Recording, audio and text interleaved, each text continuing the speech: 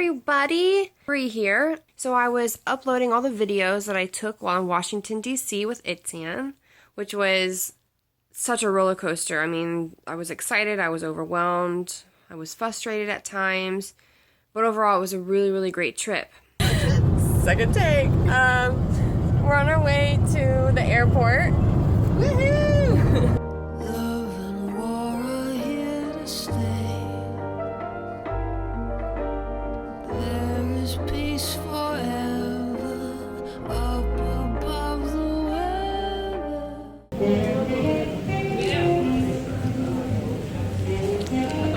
How cute is that?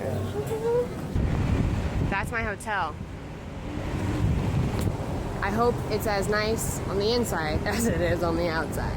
And oh my gosh. Dudes, I have a doorbell.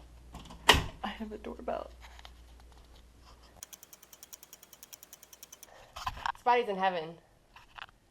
Ah! So naturally I walked around a little bit and filmed because they even had a gallery. Like apparently this hotel has been around since 1818. So it's definitely a landmark there, and it was right like near the Capitol, so close. I could walk to the White House. Like couldn't have asked for a better location. The night that I got in, we had a CSD dinner, and CSD stands for Coalition of Skin Diseases. It is a group of amazing individuals who are all coming together to talk about their causes.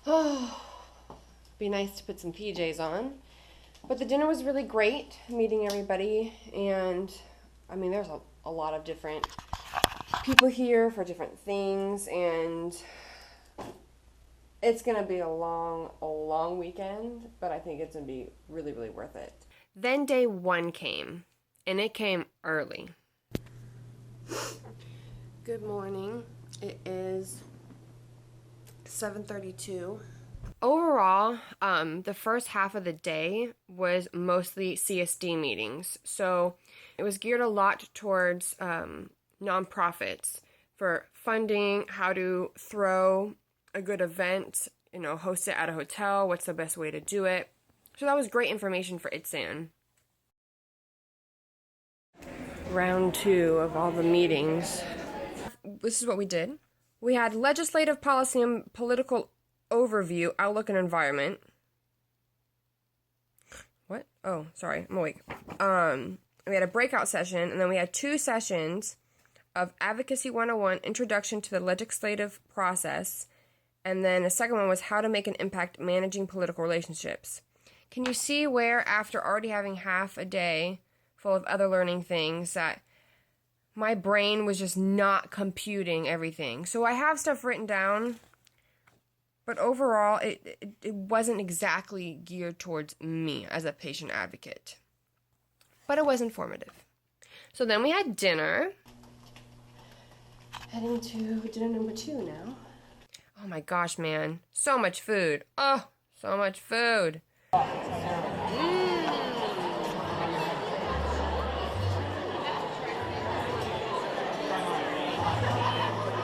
We got to hear Jim Lehrer speak, which was pretty cool.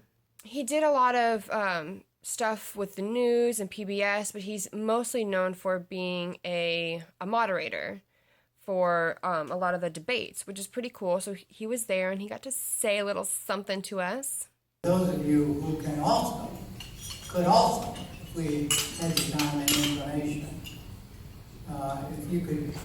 if you remember exactly where you were when I left. But yeah, so day 1 is done.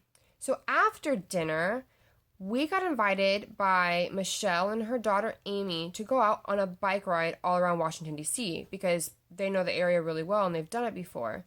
And as tired as I was, this was 9:30 at night, I was like, it's September 11th in Washington, D.C. Are you going to pass this up? No, you're not going to pass this up. So we went out, and I'm going to put that in its own separate video on day 2. So stay tuned. Well, the last half of the day, some of it was just like political nonsense. Literally, it was just a presentation about Trump and Hillary. But I think one of the best things was one woman came up and spoke about a new database coming out called DataDerm that means really well, and I think in the long run it can do a lot of good. But one of the things that many people were pointing out, including Boz, who is on the ITSAN board, is it seemed to be very geared towards doctors. Like it's supposed to be a sort of portal where doctors can go and type in their diagnosis and other doctors can see what they're doing. However, it's all very private. So like one of the biggest things was, can one doctor who's seeing a patient that they don't really understand connect with another doctor who they see in the database has dealt with something similar, but they can't see the names of the doctors, they just see the information. So that was a little off. Which is, there's a book, a gentleman we were sitting next to, Mr. Beckwith, who was awesome, and he came up with a book. It's by Eric Topol called The Patient Will See You Now. And I'm going to read this. And he said it's so great and so empowering to read because that's true. Nowadays, we have to be the voice. We have to be the ones that's getting educated, finding the information, reading the information. We talked about, oh my gosh, so much stuff. Data hoarding. We're not even have access to the information unless we pay this huge fee. Even some doctors don't have access to information because of a fee. And it's mind-blowing. I don't know. We even got to speak to 2 representatives on the NEA task force who were great, and they were very gracious, and even they have realized how, I don't even say how far behind. It's just they feel like they haven't even identified certain things.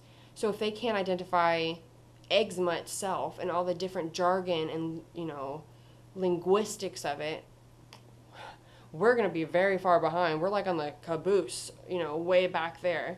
So it's going to be a trudge through the mud and the muck.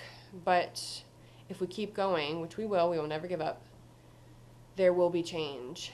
And that's what matters. It sucks that it's not immediate, it's not right now, but things are getting done. And there's just so much politics and so much, research and data and blah, blah, blah, and money and this and that. There's so much more than just being passionate, and it's going to change. You need that passion, but you also have to have patience. Patience and passion. That should be a hashtag. I think it should be a hashtag. Patience and passion. I like that.